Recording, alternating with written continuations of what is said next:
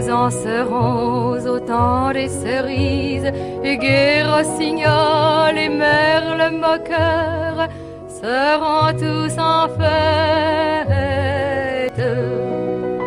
Les belles auront la folie en tête, et les amoureux du soleil au cœur. Quand nous en serons au temps des cerises, sifflera bien mieux le merle moqueur. Mais il est bien court le temps des cerises, où l'on s'en va de cueillir en rêvant des pendants d'oreilles. Cerises d'amour aux robes pareilles, tombant sous la feuille en gouttes de sang. Mais il est bien court le temps des cerises, pendant de corail qu'on cueille en rêvant. Quand vous en serez au temps des cerises, si vous avez peur des chagrins d'amour, évitez les belles. Moi qui ne crains pas les peines cruelles, je ne vivrai point sans souffrir un jour. Quand vous en serez au temps des cerises, vous aurez aussi des peines d'amour. J'aimerai toujours le temps des cerises, c'est de ce temps-là que je garde au cœur une plaie ouverte. Et dame fortune en m'étant offerte ne pourra jamais fermer ma douleur. J'aimerai toujours le temps des cerises et le souvenir que je garde au cœur.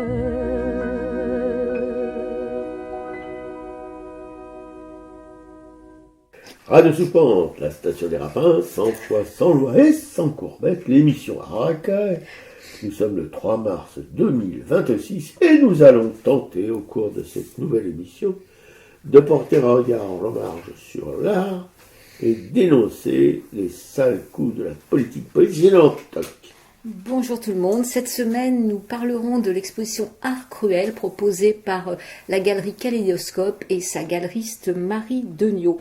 Vous pouvez nous mettre un petit mot sur mon mail pikekou, pikekou, @free.fr ou directement via notre blog artracaille.fr.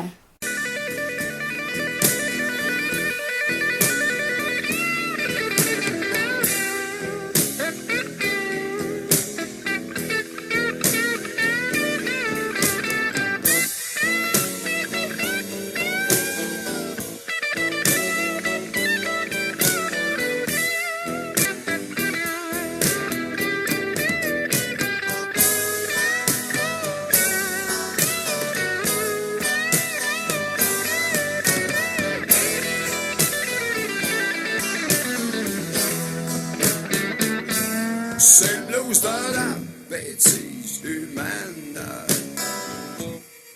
Vaut mieux en rire que pleurer.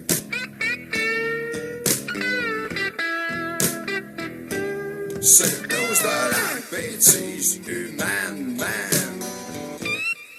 Qu'on trouvera jamais le temps de changer.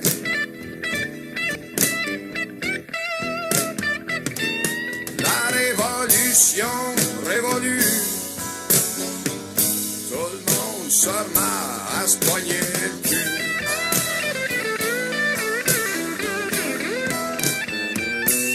Y a rien qu'une chose qui compte sa terre, c'est l'humour rouge, jaune, blanc pis noir.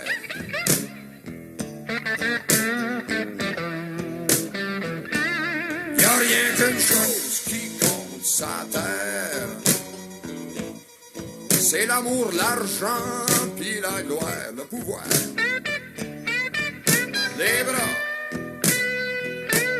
Faut apprendre à rire de soi-même, même si ça règle pas nos problèmes.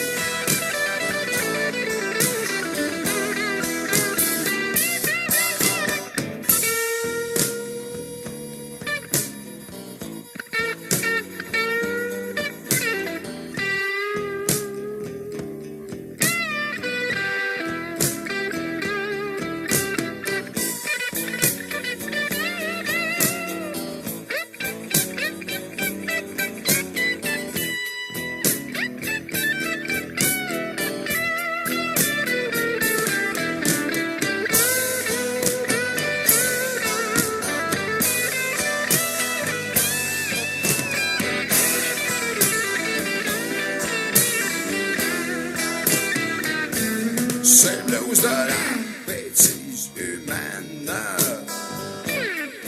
Vaut mieux en rire de que broyer.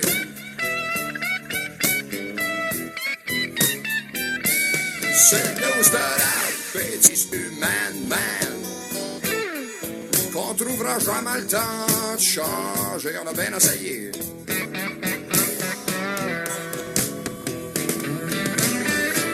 Le papa, la maman, le bébé, le papa, la maman, le bébé, la maîtresse, le chien, l'auto, la maison. Et puis la tondeuse à gazon. Hey!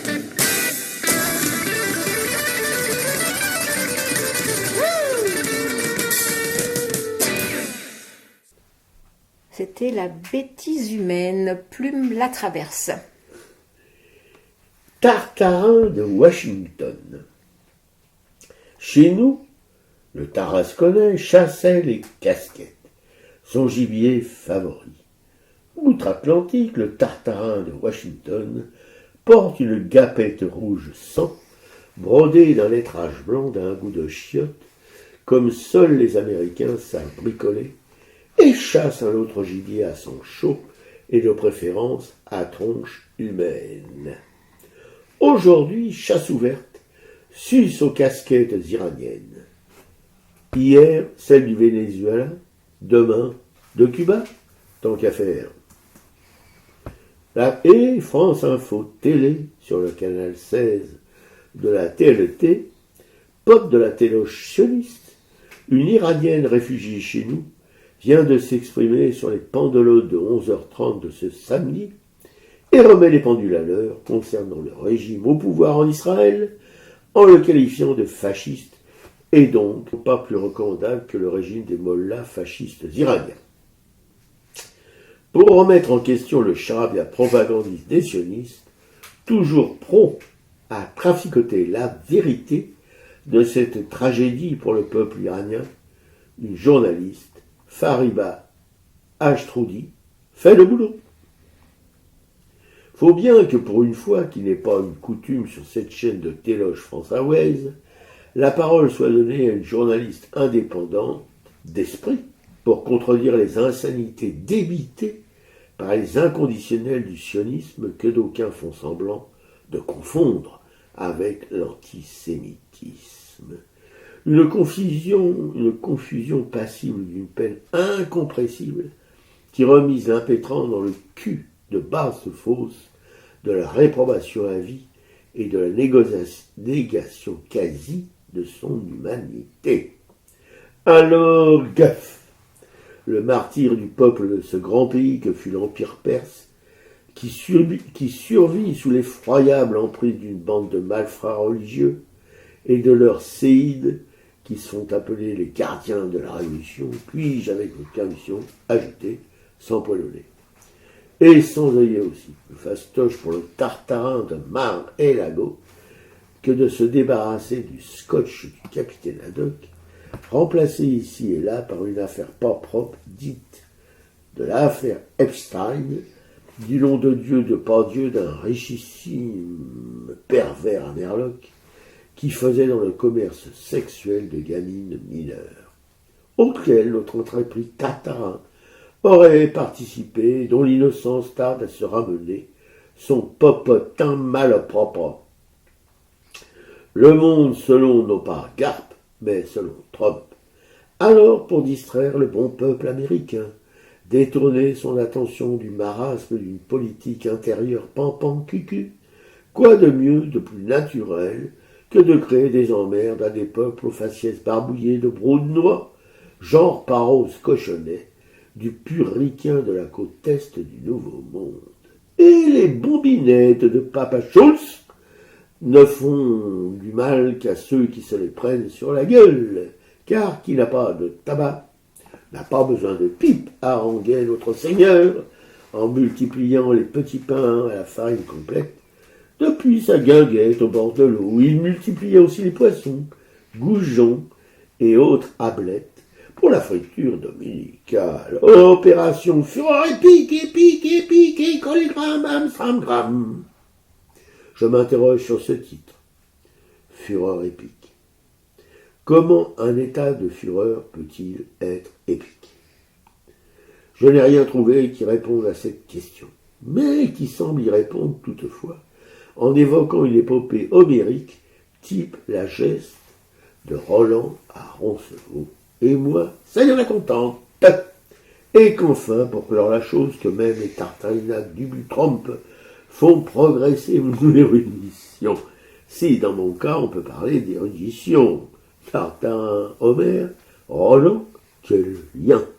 À vue de Tarin, pas grand-chose de rien. Et puis, badaboum, la foule explose et annonce toute fiérote la fin amusante du grand Babu, l'ayatollah Ali Khamenei, toute seule et en personne, éparpillée façon puzzle par une bombinette US, que qui rira le premier en se tirant la barbichette aura une tapette. Que sans les balances à la solde des sévices d'espionnationnistes en Iran, ce genre d'assassinat ciblé à la mobilette Chéra, ça n'y en aurait pas été possible. Une nouveauté cependant pour dire qu'on n'arrête pas le progrès, l'emploi d'une bombe pour effacer un individu. Le progrès, en ces matières ténébreuses et sans limite, quand la malfaisance assure le coup, et celle du grand Satan n'a pas de restrictions budgétaires en ces domaines obscurantistes. Tenu à la culotte par le petit Satan sioniste, toujours prompt à foutre le Bronx dans le monde, minus le monde, à commencer par mon dimanche au bord de l'eau, foutu. Ce qui ne change pas, tous les jours du Seigneur, des groupies du Saint-Siège qui nous tiennent la grappe depuis 2000 ans, et des broquilles, ce ne sont pas les meurtres, les assassinats politiques, les bombardements, qui vont en prendre plein la gueule, mais les peuples. Toujours l'ancienne ad vitam aeternam, amen. Des messes du dimanche matin de l'enfance, bedeau, culotte courte et chemise blanche, pour finir par un casse-dalle minimaliste, d'un bout de pain azime consacré par l'officiant et qui collait au palais, comme, et je me répète, le scotch du capitaine H. Moi, je vais rebondir justement sur tout ce que tu dis en parlant, quand tu parles du peuple iranien, lors de la dernière cérémonie des Césars, hein, bon, même si on ne s'intéresse pas trop à ce monde de paillettes, moi j'aime quand au milieu des paillettes il y a du politique, et régulièrement effectivement il y en a. Donc comme cette réalisatrice iranienne Golshifteh Farahani, qui lors de la dernière cérémonie a rendu hommage au peuple iranien. Et ça, il faut profiter de ces moments médiatiques justement pour avoir ces discours politiques. C'est ce qui s'est passé aussi à la 76e édition de la Berlinale, donc un festival de cinéma allemand donc à Berlin. Le gouvernement allemand a convoqué les dirigeants de la société organisatrice après le discours du réalisateur syro-palestinien Abdullah Al-Khatib, qui accusait Berlin de complicité de génocide à Gaza en raison de son soutien à Israël. Donc le ministre de la Culture souhaite faire la lumière sur les événements de cette 76e édition et discuter de l'avenir du festival, démentant toutefois toute décision concernant la directrice dont le possible limogeage avait été évoqué par la presse. Donc la polémique a été amplifiée par une lettre ouverte où plus de 80 professionnels du cinéma dénonçaient le silence du festival justement sur Gaza, et ça avait culminé quand le ministre de l'Environnement avait quitté la salle lors de la cérémonie de clôture. Donc fidèle à son soutien historique à Israël, l'Allemagne fait face à des critiques croissantes dans le contexte du génocide à Gaza. Il y a eu aussi le discours de Kautar Ben Enya qui a refusé son prix. C'est celle qui a réalisé le film La Voix de In Rajab, qui a dit qu'elle ne prendrait sa récompense que quand le peuple de Gaza serait à nouveau libre. Donc c'est aussi des discours très très forts. Et Marie-Rose Ostal l'a fait aussi en décrochant l'Ours d'Or du meilleur court-métrage pour son film. C'est une jeune cinéaste qui a porté au palmarès justement ce court-métrage qui raconte l'histoire d'un... Alors voici ce qu'elle dit. « Merci à la Berlinale, ce haut lieu de visibilité du cinéma auquel je tenais à participer, par refus que soient soustraites nos voix indépendantes. Merci pour cette reconnaissance qui compte pour moi. Merci pour ce prix qui signifie à mes yeux que les enfants du Liban et de Gaza ne sont pas négociables. » Voilà ce qu'elle a dit en recevant son Ours d'Or. Et son film, elle a dit qu'elle a fait un film sur un enfant doté de super pouvoirs qui provoque le crash de 2 avions de guerre israéliens dont le bruit assourdissant l'empêchait de dormir. Mais ça, c'est du cinéma. Dans la réalité, les enfants de Gaza et du Liban n'ont pas de super pouvoirs pour les protéger des bombardements israéliens qui pleuvent sur eux depuis 2 ans, lance-t-elle à un auditoire qui accueille ses propos par des applaudissements à tout rompre. Donc voilà, ça fait justement plaisir de voir tout ce politique dans le monde du cinéma. On accuse souvent les artistes de ne pas se positionner assez. Et d'ailleurs, cette Berlinale avait très mal commencé, parce que c'est Wim Wenders qui le présidait et qui lui avait dit on ne fait pas de politique. Donc ça, déjà, ça avait créé une polémique. Bravo Wenders. Oui, c'est quand même un petit peu décevant, j'avoue. Oui, un peu beaucoup. Oui. Voilà. Et quand on parle donc de cette guerre sur l'Iran, qui avec la complicité bien sûr avec Israël, j'ai vu des chiffres sur la protection, justement. Donc les Israéliens sont conviés à se mettre dans les abris parce qu'il y a quand même des bombes qui arrivent sur eux, sauf que c'est pas, tout le monde se protège pas de la même manière. Il y a le Forum pour la coexistence et l'égalité civique dans le Negev qui vient de publier une lettre qui insiste sur une discrimination dont ils avaient déjà été victimes par rapport aux Bédouins. C'est la protection justement contre les bombardements. Donc il y a dans tout le Negev que 51 abris pour 323 000 Bédouins. Alors qu'une ville juive comme Ofakim compte 3 fois plus, mais pour seulement 40 000 habitants. Donc on peut faire un petit calcul très simple. Un abri pour 267 juifs iraniens, un abri pour plus de 6 300 Bédouins israéliens. Et une info que j'ai eue toujours par le lien de l'UJFP, c'est un article qui est paru dans Haaretz et qui revient sur 1948 et la Nakba. En fait, des milliers de documents récemment découverts permettent désormais de raconter la véritable histoire de l'expulsion des Palestiniens par Israël en 1948 et de commencer à en saisir les conséquences amères après le 7 octobre. Il y a environ 2 ans, fin mars 2024, Ronit Zilberman, qui est une zoologiste, marchait près de chez elle, dans le quartier de Ramat Ayalal à Tel Aviv, quand elle a remarqué des boîtes contenant ce qu'elle a compris être des milliers de documents que quelqu'un avait laissés à côté d'une benne à ordures.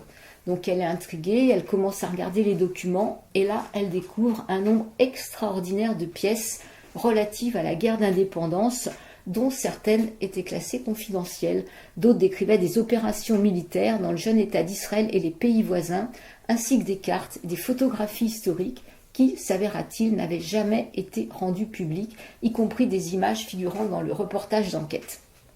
Donc une documentation de cette nature et de cette ampleur doit être soigneusement étudié et archivé. Donc, malgré le poids important des cartons, la personne a ramené ça chez elle et après elle a contacté l'Institut Akeyot pour la recherche sur le conflit israélo-palestinien où la rédactrice la travaille comme chercheuse. Donc en fait, effectivement, on arrive à des conclusions. Non, les Palestiniens ne sont pas partis de leur plein gré.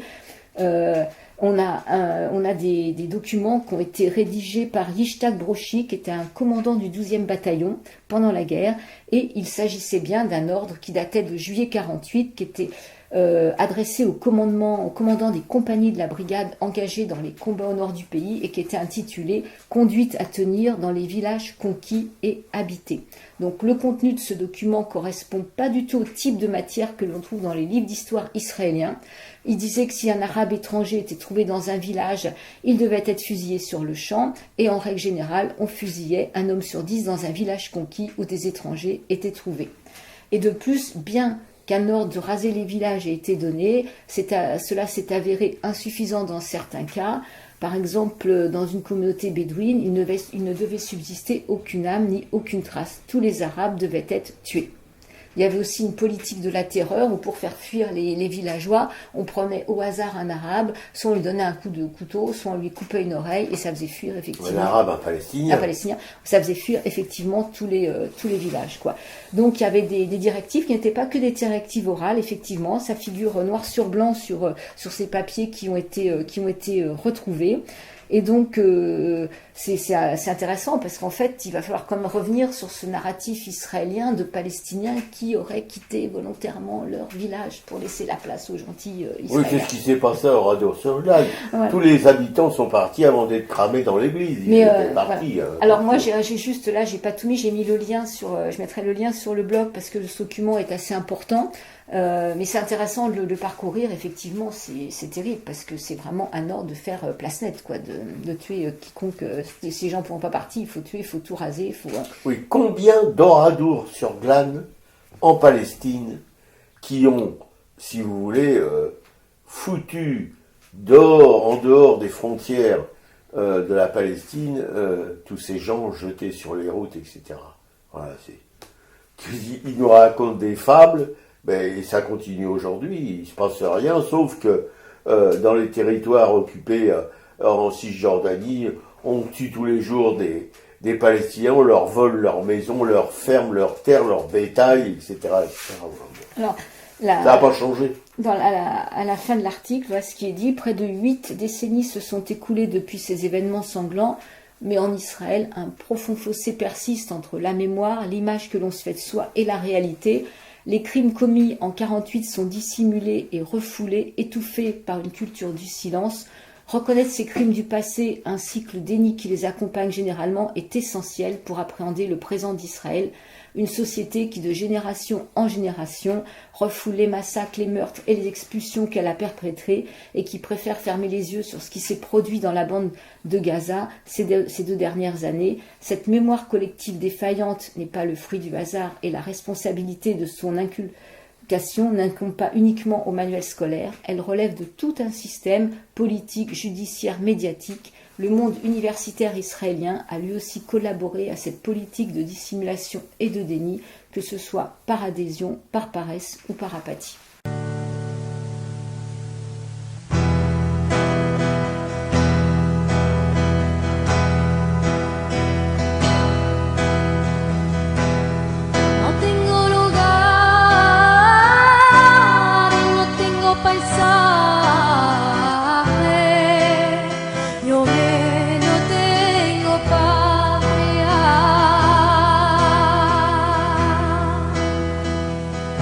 Con me te doy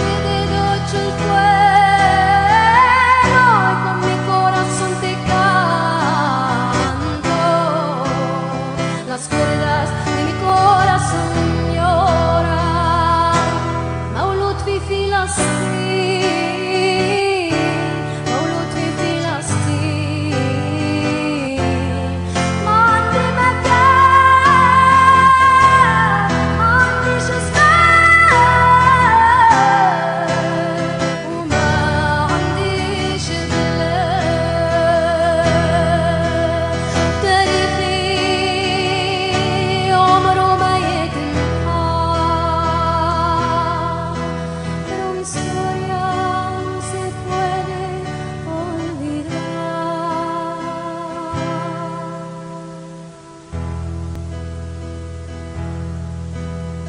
Nassi en Palestine, interprété par Emel.